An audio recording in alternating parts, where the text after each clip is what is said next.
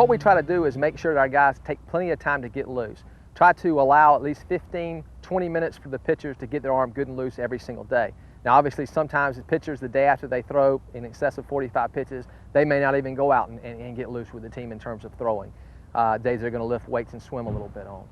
We try to take about 3 minutes of the guys throwing at 45 feet, and then we back up to about 90 feet, which is easy to do when you're throwing in the outfield. You can just look at second base and third base and get your players, some of them lined up on second base, some of them lined up at third base, and throw 3 minutes at that distance. And then take it back in increments of 45 feet.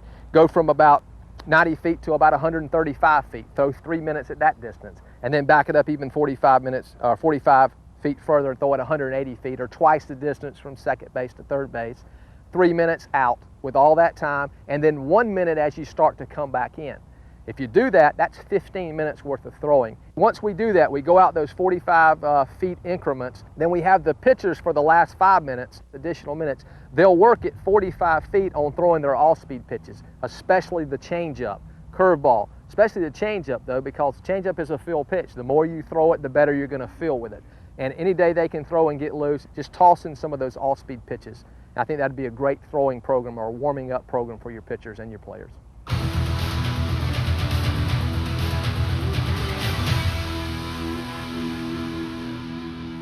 Standing down in the bullpen, and we're going to talk a little bit about perfect mechanics. There are basically 5 steps to what we consider perfect mechanics in our program. And the first one is one that a lot of people leave out. It's called prep step, just getting yourself in a good position to start your pitching motion. The second one is the balance point, but that's just the beginning of the process. We're then going to go talk about the next 3 phases of pitching. The first one being the load phase, how we get ourselves set to pitch. The second one is called the acceleration phase, and then the third one is called the deceleration phase. We're going to talk a little bit about the prep step. Now that's an area that a lot of coaches will leave out when they start talking about pitching. I feel like it's an area that a lot of problems are alleviated by discussing a couple of things in the prep step. 2 simple things are, one is keep it very simple. We want to make sure that we're going in 2 directions when we pitch. I don't like to see our guys start out going too far from the side when they're going to be throwing the ball straight in front of them. I want to keep it as simple as possible and as 2-directional as possible, backwards and forwards. So we want just a very simple prep step when we go back to put ourselves in the beginning of the windup, going to the balance point and all. I don't want to see guys get too long here.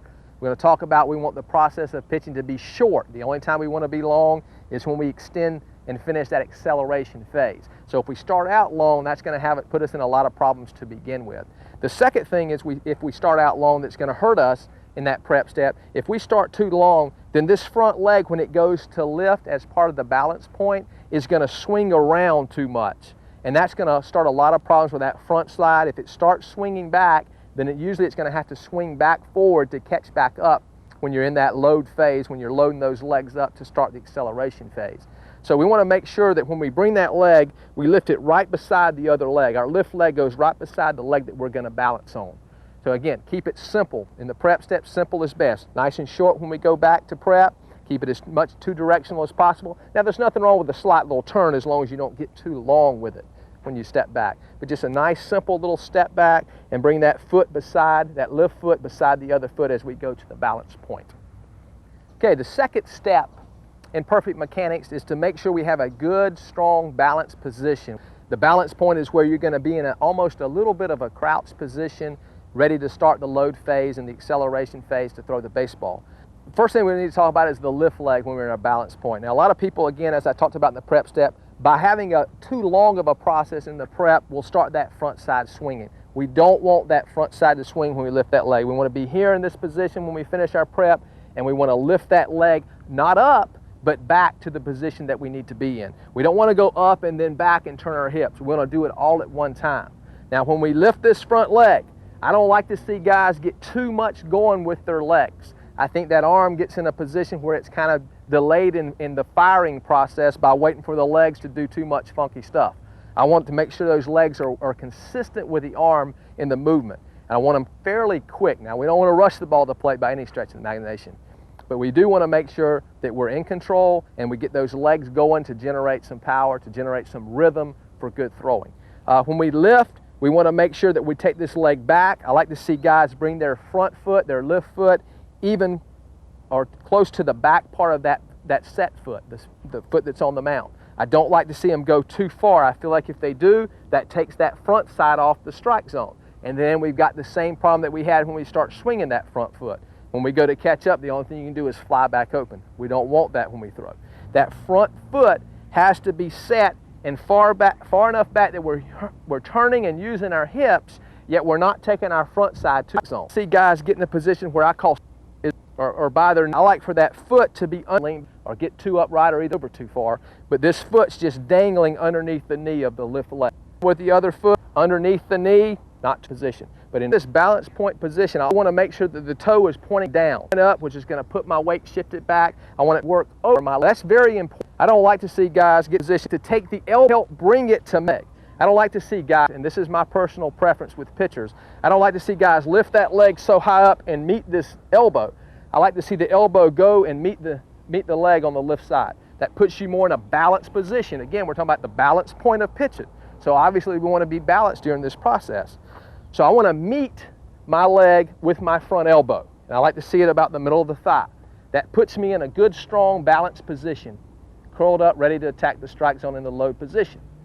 Now, very important for me, something I teach my pitchers and I stay on my pitchers about all the time. When you're in that balanced position, when you're balanced, that then is as high as your head goes. And we'll talk about that a little bit in the load phase. When I'm in my balance point, I have taken my head as high as it's going to go. When I load up, it's not going to come up and come out of that strong position. When we go from the balance point to the load phase of pitching, we want to make sure everything's going in a straight line. Again, part of the prep, part of the balance point and swinging that front gate, we want to make sure that our legs are set to go when we stride straight to the strike zone. We don't want to stride too much across our bodies. We certainly don't want to make your front, but we want to stride straight to the strike zone. Now, most of our guys don't throw to that T that we just made from the middle of my foot there. A lot of them throw to the toe, and I prefer that in a stride of that front foot. I want to make sure they go from here right to there, right to the toe of their front foot, even with their toe in a direction lined up with home plate. I also want this front foot to stay semi-closed. Now, as we accelerate and throw the baseball and make that turn with our hips and our body, that's going to open up slightly. But as part of a drill, we have our guys always stride as closed as possible versus opening up. We definitely don't want them to open up because then you lose that hip turn that you're looking for when you accelerate on. The other part that's definitely worth mentioning when you go into the load phase with that front foot is to make sure that the length of the stride is not too far. Probably one of the most common problems that you see with high school and even college pitchers in our program is they want to stride and they want to jump too far to home plate. Perfect analogy for that, somebody told me this in professional baseball, and I mentioned it before on other videos.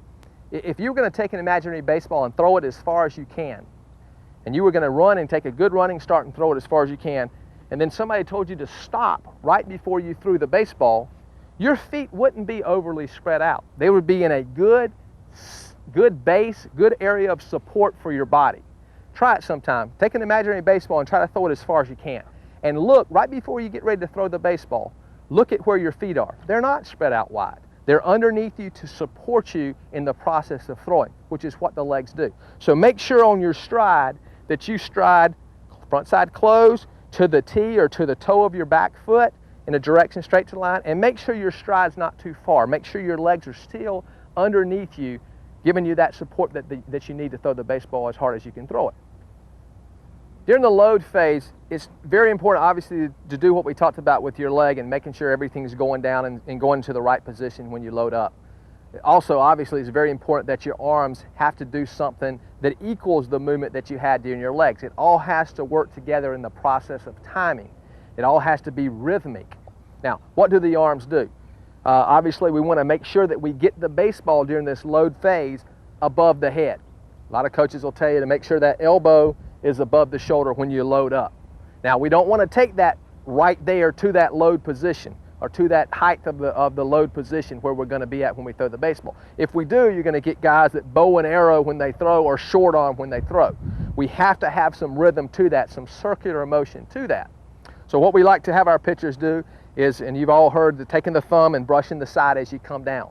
We want to make sure that our hand is always on top of the baseball. So we want to take that baseball when we break our hands. They want to break to get that thumb, and we want to bring it and bring in that circle when we throw. It has to do at the same time. When we get in the balance point, we break our hands, it too has to go and then come up to a load position. Now, I want to get those at equal height. Do anything that's going to distract my vision when I'm in that load phase. I want to make sure that I'm in a position slightly lower with my front side than I am with my back side or my back arm, my throwing arm. I like to have the palm relaxed. Same thing applies when I get here.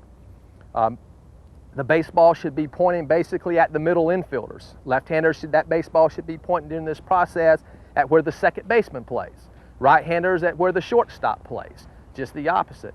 And we want to make sure that we're loose with our wrist and all during this process. Again, this is a lot about rhythm and a lot about timing. We have a drill called the hesitation drill. Now, during that hesitation drill, we just go from balance point to load, and then back to balance point, and back to load, and back to balance point, and back to load. And we'll have pitchers that have trouble with this timing and having everything work together, come down the bullpen and do what we call a hesitation drill during their short box. They'll tell the catchers, I'm hesitating. And they'll come set, they'll go to the balance, and they'll hold it for a second, and then they'll go to the load phase. And then they'll hit back to the balance and throw the pitch. In other words, balance, throw. And that helps them develop that rhythm that we're looking for. Now, the other thing that we have to talk about during that load phase is something I mentioned to you during the balance point. When load point, that is as high as you'll go to load and that head comes up. I want to take my eyes from the balance point straight to the strike zone as I load up, straight to the strike zone.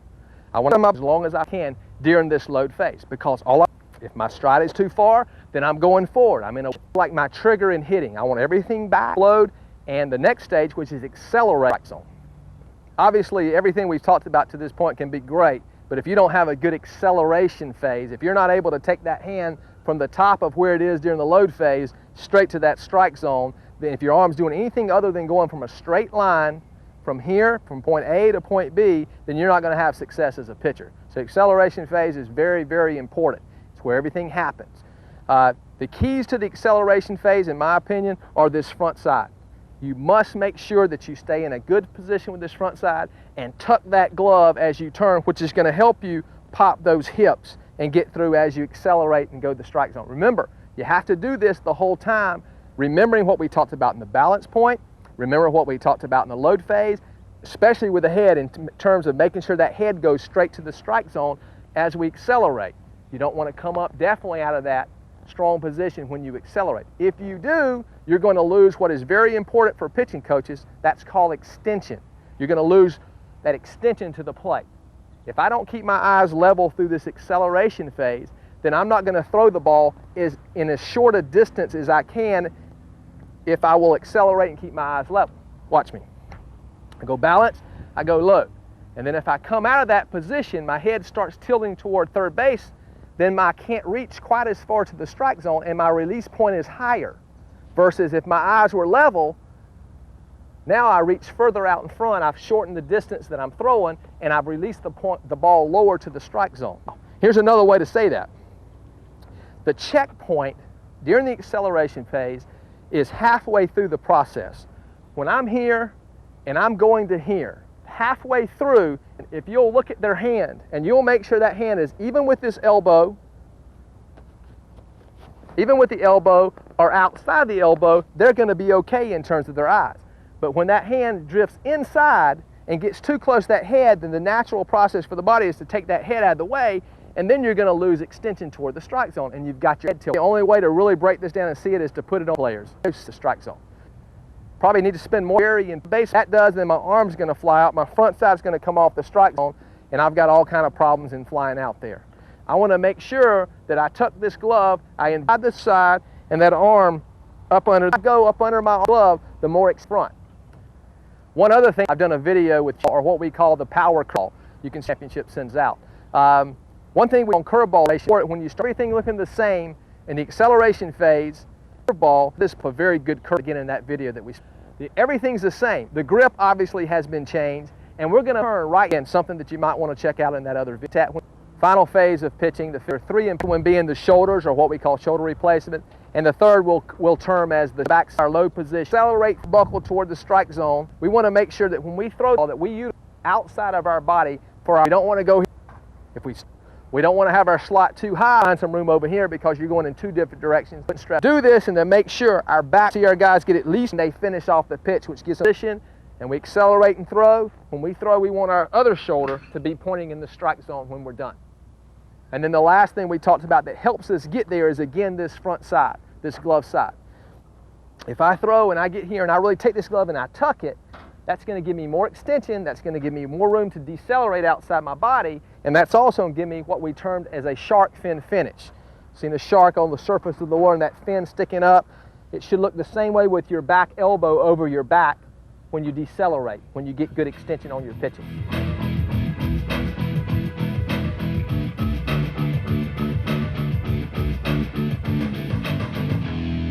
Okay, what I feel like is probably the second most important thing that we do with our pitching staff, the rotator cuff program being the most important, because just face it, if the guys aren't ready to pitch, then we're not going to be very good as a staff because we're not able to get enough work in. The second most important thing, I think, is a short box drill that we do. And the reason we call it a short box basically is because we've shortened the distance that the pitcher is going to be throwing. And we even have in our bullpen, our two bullpen mounds that we have short box areas already drawn. This is not the regular 60 feet 6-inch distance. It's up about 10 feet from the regular distance. Again, the thought process behind the short box is to make sure that our pitchers are throwing to the mitt. They're throwing to a hitter. We always have hitters stand in when we do a short box. They're throwing to a mitt, and they're working on touching the baseball. They're working on release point. They're working on feel, and they're able to get reps in pitching without fatiguing their arm. And again, we do our short box every day before we're scheduled to pitch. Okay, during a short box, the pitchers should be throwing about 60 to 70% of their maximum effort, so they're not throwing real hard, but they are throwing hard enough where they're getting a good consistent release point as they would if they were able to throw 100% or during a game or scrimmage. We always have the catcher set up sink side first. If it's a right-handed pitcher, I would stand in as a left-handed hitter, and we would first throw 3 fastballs away to that left-handed hitter, a right-handed pitcher would. Now obviously it would be just the opposite. If we were a left-handed pitcher, his sink side would be away from a right-hander. So as a left-handed pitcher throwing, I would stand in first as a right-handed hitter. But the first thing I want to do is work away with our pitchers. So if I had a right-handed pitcher on the hill, I'd be standing in as a left-handed hitter, and the catcher would set up away. Now, how far you have your catchers move is completely up to you as a coach. We have our catchers get out there pretty good. And we tell our pitchers all the time, if you miss to your location. When we throw away, we always throw down. We have our catchers set up with their mitt in between their knees so that we're concentrating on a good low target for our hitters. Now, we throw 3 fastballs there, and then I switch sides of the plate, or the hitter standing in sits, usually have other pitchers standing in as they do their short box, or me. When we switch sides of the plate, we then go into them for 3 pitches, and we want to be up a little bit a lot of times when we go in, about mask high for the catchers. So far, the right-handed pitcher has thrown 6 fastballs. Then we go 3 fastballs away to a right-hander. See, the catcher sets up out there. Again, he gives that good low target, and we go 3 pitches in our short box away to a right-handed pitcher, a right-handed hitter. Then we go into a left-hander. Catcher doesn't really move. The only thing that's going to move in this, when the hitter steps in as a left-handed hitter, is the location of the target. Again, and it's very important to left-handers. For some reason, left-handers seem to make their living on pitches low and in. So we definitely want to make sure that we go up with the strike zone, up in the strike zone when we throw into left-handed pitchers. So so far we've thrown a total of 12 fastballs. 3 away, 3 into a right-handed hitter. 3 into a left-handed, and 3 away to a left-hander. So we've gone both sides of the plate with 6 fastballs, basically. Next thing we do is we work on the changeup. It varies on where you have your catcher set up based on the movement of the changeup. We usually throw about 4 to the side that the guy's generally going to throw a changeup to. In other words, a right-handed pitcher is going to throw his changeup more to a left-handed hitter than he is to a right-handed hitter. So we have the catcher set up away, and we stand in as a left-handed hitter, and we throw 4 changeups. Then you'll switch side for the next 2 as a right-handed hitter, changeup coming from a right-handed pitcher, and the catcher will step away for 2. So we've thrown 6 changeups. And then the last thing we do is the curveball. And again, he's going to throw more curveballs as a right-handed pitcher to a right-handed hitter than he is to a left-handed hitter. So we'll throw 4 curveballs to a right-handed pitcher from a right-handed hitter to this side of the plate, and then we'll change and we'll come in as a left-hander. Now, it varies on what your pitcher prefers to do, on whether you set up in for your curveball, or a lot of pitchers like to work on what we call a backdoor curveball. And if your pitcher does throw that pitch, then by all means in your short box, have him set up away and working on that curveball. If the catcher was set up there, that would be a backdoor curveball to a left-handed hitter coming from a right-handed pitcher.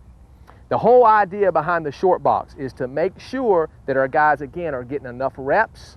I mean, here we have 18, 20 pitches that they're going to throw during the course of a short box. That helps them make sure that they get the rep. They're touching the baseball every day. And to me, as I said, that's probably the second most important thing that we do in our program, is we allow our guys to throw the mitt as often as possible without fatiguing their arm. The way to do that in my working with pitchers and in my pitching plan, the Complete Pitchers program, is to make sure they have enough short box. They're doing short box as often as possible.